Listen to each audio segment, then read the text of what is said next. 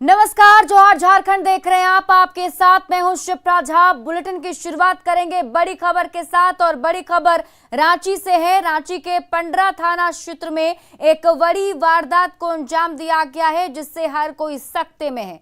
रांची के पंडरा ओपी इलाके में चाकू से मारकर भाई बहन की हत्या कर दी गई है, तो वहीं उनकी मां की स्थिति गंभीर बनी हुई है। मृतकों में श्वेता 12वीं की छात्रा बताई जा रही हैं जो डीएवी बरियातू में पढ़ती थी, जबकि भाई नवीन उर्फ ओम है जो 9वीं का छात्रा था। लड़की की उम्र 17 साल जबकि लड़के की उम्र महज 14 साल बताई जा रही है।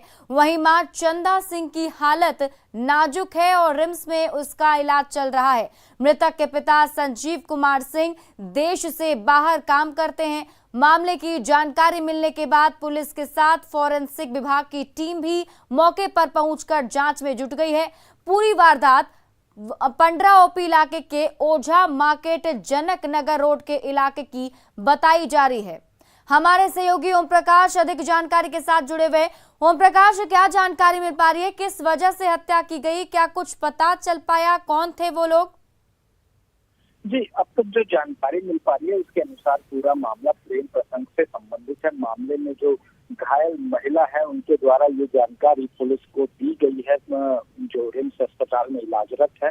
और फिलहाल जो घायल महिला है उनके बयान के आधार पर पुलिस ने एक आरोपी को भी डिटेन कर लिया गया है और फिलहाल पंडरा ओपी में आरोपी से पूछताछ की जा रही है। पूरे मामले में जो जानकारियां छनकर सामने आ रही है वो बताया जा रहा है कि सुबह 4 बजे की ये घटना है जब आरोपी उस घर में दाखिल होता है और फिर एक एक करके परिवार के सदस्यों को अपना निशाना बनाता है।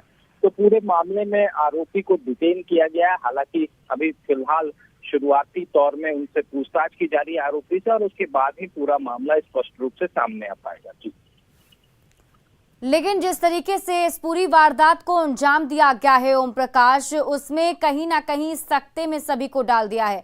जिस तरीके से आप बता रहे हैं कि आसपास अगर उस इलाके की बात करें तो बहुत सारे घर भी नजर आ रहे हैं और वैसे में वहां पहुंचकर इस तरीके से वारदात को अंजाम देना एक चुनौती है पुलिस के लिए भी। जी बिल्कुल, जिस तरह से वारदात को अंजाम दिया गया है, जो बताया जा रहा है कि ये जो युवक है इससे पूर्व में भी घर का विवाद चल रहा था और कई बार प्रेम प्रसंग के मामले को लेकर युवक के साथ विवाद हुआ था और इसी वजह से देखा जाए तो ये पूरी वारदात को अंजाम दिया गया। आसपास कई लोग हैं, रिहायशी इलाका है और पुलिस भी मामले की तफ्तीश में जुटी हुई थी। वहीं जो इनपुट मिले उसके आधार पर चलिए, आप इस पूरी खबर पर नजर बनाए रखिए। बहुत बहुत शुक्रिया तमाम जानकारी के लिए। बढ़ते हैं आगे और अब बात करेंगे अग्निवीरों पर आए गृह मंत्रालय के बड़े फैसले की। गृह मंत्रालय ने central armed police force CAPFS और असम राइफल्स में होने वाली भर्तियों में अग्निपथ योजना के अंतर्गत 4 साल पूरा करने वाले अग्निवीरों के लिए आरक्षण देने का फैसला किया है। गृह मंत्रालय ने इन बलों में 10% रिक्तियों का आरक्षण देने का एक बड़ा फैसला लिया है। वहीं सेंट्रल आर्म्ड पुलिस फोर्सेस और असम राइफल्स में भर्ती के लिए अग्निवीरों को निर्धारित अधिकतम प्रवेश आयु सीमा में 3 साल की छूट देने का फैसला लिया गया। वहीं अगर बात की जाए पहली बैच की, यानी कि अग्निपथ योजना के जो पहले बैच के लोग होंगे उन्हें 5 वर्ष की उम्र में छूट दी जाएगी। अग्निपथ योजना के विरोध के नाम पर पूरे देश में उपद्रवी कहर ढा रहे हैं और इसी बीच झारखंड के मुख्यमंत्री हेमंत सोरेन ने ट्वीट कर भविष्य के कर्णधारों को जागने की सलाह दी है। उन्होंने लिखा कि बहाली अनुबंध पर एवं नाम अग्निवीरों, इस स्लोगन वीर सरकार से और क्या उम्मीद की जा सकती है। ट्वीट के जरिए उन्होंने सबसे पहले तो निशाना साधा और उसमें ट्वीट में क्या कुछ लिखा है वो हम आपको बता रहे हैं, जिसमें उन्होंने लिखा है कि जागो भविष्य के कर्णधारों। जाहिर है हेमंत सोरेन का ये ट्वीट उपद्रवियों को भड़काने वाला साबित हो सकता है। ऐसे में हेमंत सोरेन के ट्वीट पर पूर्व मुख्यमंत्री रघुवर दास ने भी पलटवार किया है। क्या कुछ कहा गया है दोनों की तरफ से हम आपको ग्राफिक्स के जरिए समझा रहे हैं। आपके टीवी स्क्रीन पर दोनों के ट्विटर हैंडल पर जो ट्वीट किया गया है वो हम आपको दिखा रहे हैं। तो पलटवार करते हुए रघुवर दास ने ट्वीट किया है, और हेमंत सोरेन को घोषणा वीर बताते हुए कहा कि ऐसा उपदेश उन्हें शोभा नहीं देता है। रघुवर दास ने जवाब में लिखा है कि 1 साल में 5 लाख नौकरी देने का वादा कर लोगों का रोजगार छीनने वाले और बेरोजगारी भत्ता देने का झूठा वादा करने वाले आज युवाओं के हितैषी बनने का ढोंग कर रहे हैं। भविष्य के कर्णधार आपको इसका माकूल जवाब देंगे घोषणावीर मुख्यमंत्री जी। ये रघुवर दास के ट्वीट हैं।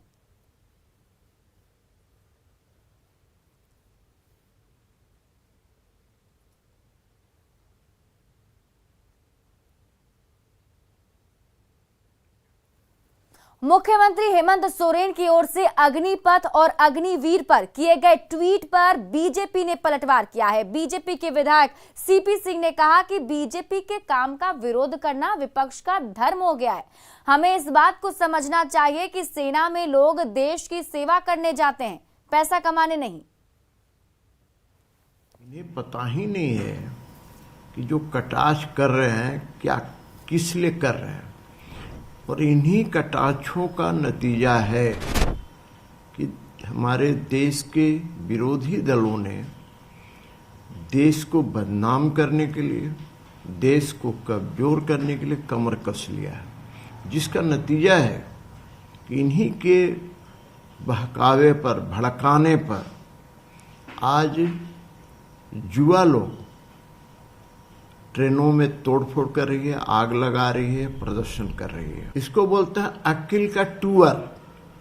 ये अकिल के टूअर लोग हैं, इन्हें समझ में नहीं आता है। अरे भैया, कोई भी सेना में पैसा कमाने के लिए नहीं जाता है, इन्हें इस बात को समझना चाहिए। बीजेपी के बयान पर पलटवार करते हुए जेएमएम प्रवक्ता ने कहा कि अग्निपथ को लेकर विपक्ष का विरोध कम दिख रहा है, युवाओं का विरोध ज्यादा है। जेएमएम ने कहा कि अगर सरकार ने यह फैसला वापस नहीं लिया तो किसान आंदोलन वाली स्थिति फिर से सरकार पर ला दी जाएगी। का विरोध तो कम दिख रहा है। हम लोग तो जो बयान या कांग्रेस केंद्र की सरकार को एक सुझाव या चेतावनी, विपक्ष तो यही काम कर रही है, लेकिन आम व्यक्ति, युवा वर्ग जो किसी दल से जुड़ा हुआ नहीं है, वो उद्वेलित है, वो सड़कों पर है जी।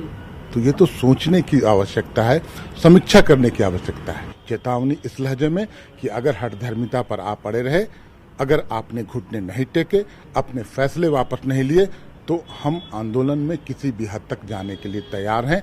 आपको किसान आंदोलन वाली स्थिति में हम लोग लाके खड़ा कर।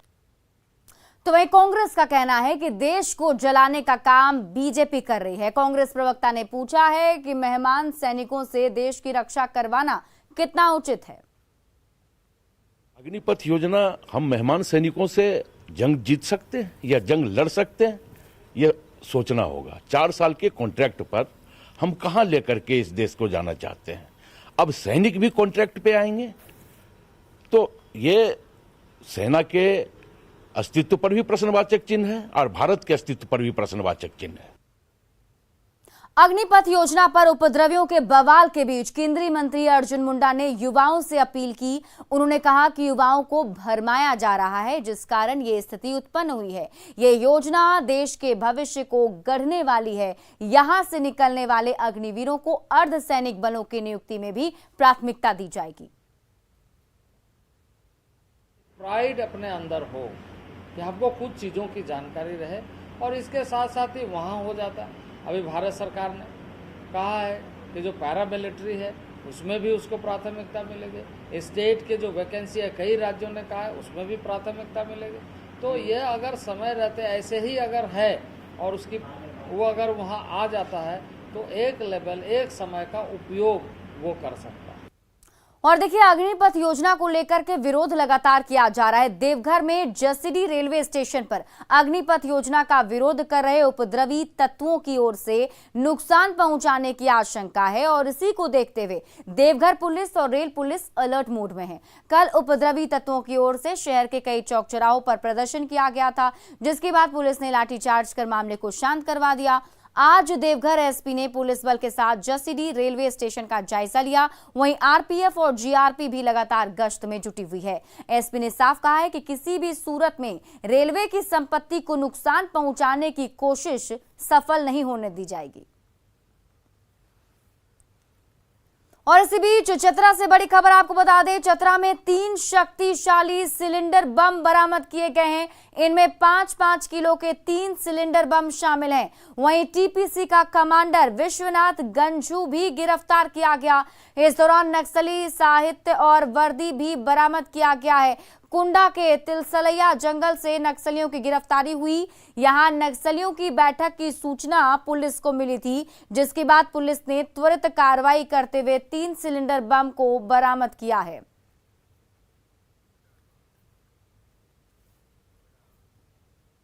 जामताड़ा के नारायणपुर स्थित पेट्रोल पंप पर एक बाइक में अचानक से आग लगने से मौके पर अफरा तफरी मच गई। बाइक में पेट्रोल लेने के बाद मुश्किल से 2 कदम गाड़ी आगे बढ़ी थी कि अचानक तेजी से आग लग गई। जो तस्वीर हम आपको दिखा रहे थे कि पेट्रोल पंप पर ही 2 कदम आगे बढ़ने के बाद अचानक से गाड़ी में आग लग गई, जिसके बाद बाइक सवार गाड़ी छोड़कर भाग गया। हालांकि पेट्रोल पंप कर्मचारी की सूझबूझ से जल्द ही आग पर काबू पा लिया गया और पेट्रोल पंप पर एक बड़ा हादसा टल गया।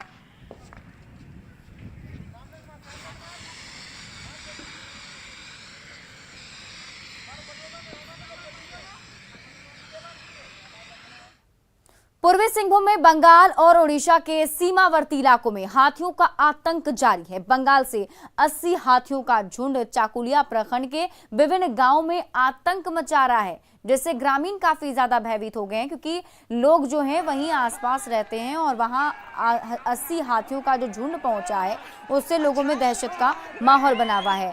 लोग गांव से हाथियों को अपने स्तर से खदेड़ने की कोशिश भी कर रहे हैं, जिससे हाथी एक गांव से दूसरे गांव पहुंचकर आतंक मचा रहे हैं। हाथियों को खदेड़ने के दौरान युवा बिजली के टावर पर भी चढ़ रहे हैं, जिससे उनकी जान को भी खतरा हो सकता है।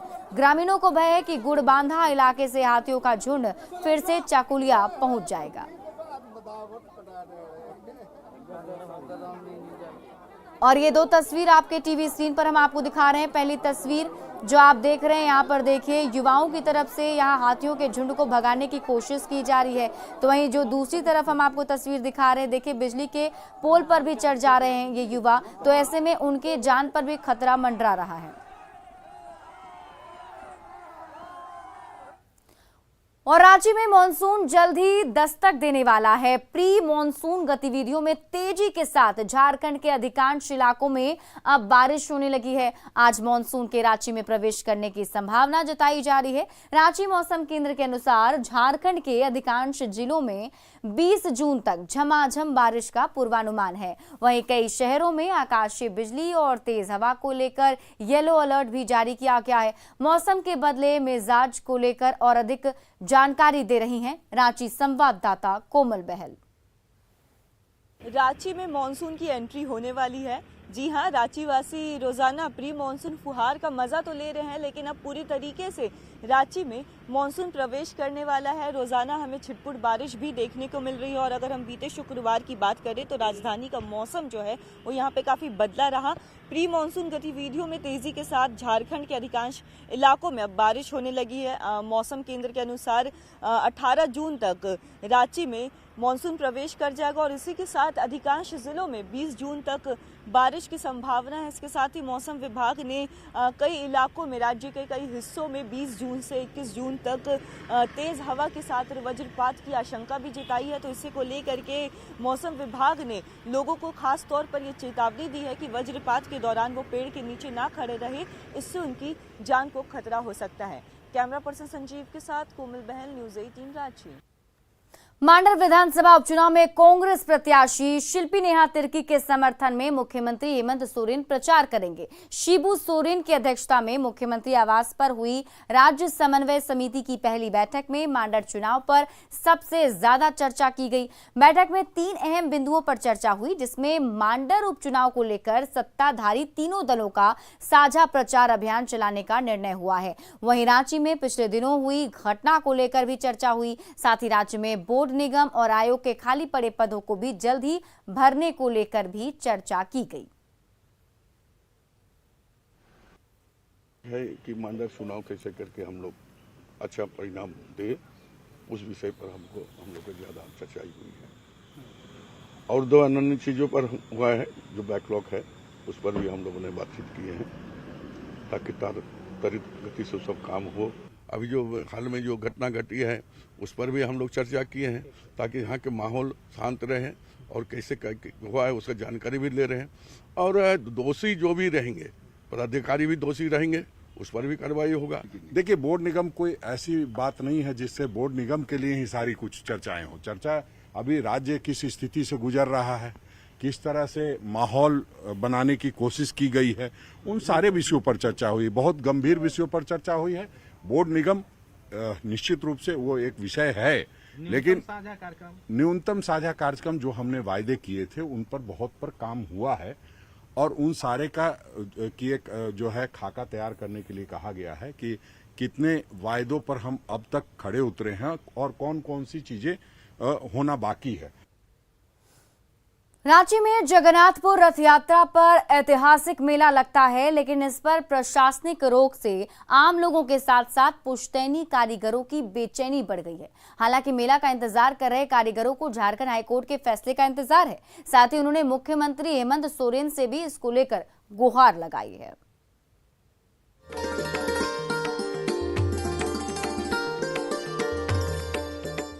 रांची के धुर्वा में भगवान जगन्नाथ के रथ निर्माण की तैयारियां तेज हो गई हैं, लेकिन जितनी तेजी तैयारियों में दिख रही है, मेले को लेकर कारोबारियों की धड़कनें भी उतनी ही तेज हो चली हैं।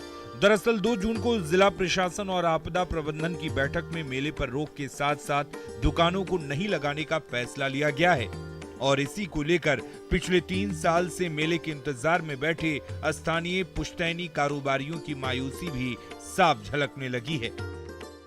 हम लोग को तो बहुत दिनों से रहता है रथ मेला के इंतजार, पूरे सालों भर से उसमें कमाने का एक मौका मिलता है, जो कि इस बार लगने का आदेश नहीं दिया है। फिर भी दरख्वास्त करते हैं कि इस बार लगने का आदेश दिया जाए, क्योंकि बहुत सा वहाँ रोजगार मिलता है। हम लोग मेला लगेगा तब ना बिक्री करेंगे, सरकार मेला लगाना चाहिए। क्या बोलेंगे, बिक्री बटा होगा, मेला लगेगा तभी ना बिक्री होगा। 2 साल से तो खैर नहीं लगा, तो 2 साल नहीं लगा तो हम लोग जो कमाई होता था 2 साल से नहीं कर पा रहे हैं। 3 साल लगता तो बहुत अच्छा होता, ताकि हम अपना व्यवसाय को कर सकते मेला में। रांची के तुपुदाना के सतरंजी बाजार के कई पुश्तैनी कारीगर अपना पूरा साजो सामान लेकर साल में एक बार रथ मेले में पहुंचते हैं, जहां उन्हें भरपूर आमदनी होती है। इस मेले में कई ऐसे सामान भी मिल जाते हैं जो आमतौर पर आपको दूसरे बाजार या हाटों में नजर नहीं आते। ऐसे में सतरंजी बाजार के दुकानदारों की निगाहें 24 जून को रथ मेला पर आने वाली झारखंड हाईकोर्ट के फैसले पर टिकी हैं। माननीय मुख्य न्यायमूर्ति के खंडपीठ के द्वारा इस मामले की सुनवाई 24 जून को होगी, और हम लोगों ने ये प्रार्थना किया है कि चूंकि मेला जो सीमित मात्रा में लगाया गया है कि 500 लोगों को ही लेकर के रथ यात्रा कर सकते हैं, तो ये रथ यात्रा होगी। लेकिन जो गरीब हमारे वेंडर्स जो हैं, जिनका कारोबार ये 10 दिन के मेले में जो कमाई होती है वो 6 महीने तक ही खाते हैं, तो उन पर बुरा असर पड़ेगा। रथ मेला पर अपनी कमाई के लिए निर्भर कारीगरों को अब तो बस भगवान जगन्नाथ के उस बुलावे का इंतजार है, जो कोर्ट या फिर सरकारी फैसले के रूप में आना है। जगन्नाथपुर का रथ मेला जो है, ऐतिहासिक रथ मेला जो है, महज एक रथ मेला नहीं बल्कि रिश्तों की कहानी है। कई रिश्ते बुने जाते हैं, कई कारोबार बुने जाते हैं, लोग वहां कारोबार करने पहुंचते हैं। लिहाजा लोग साफ मांग कर रहे हैं कि इस बार रथ मेला लगाने की अनुमति दी जाए, ताकि जो पुश्तैनी कारीगर हैं, कारोबारी हैं, वहां जाकर अपनी दुकान लगा सकें। कैमरामैन अमित के साथ संजय कुमार सिन्हा, न्यूज़ 18 रांची।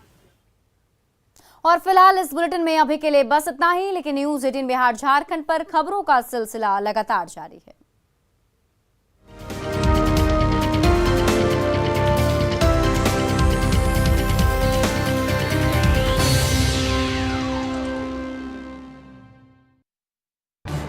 इस न्यूज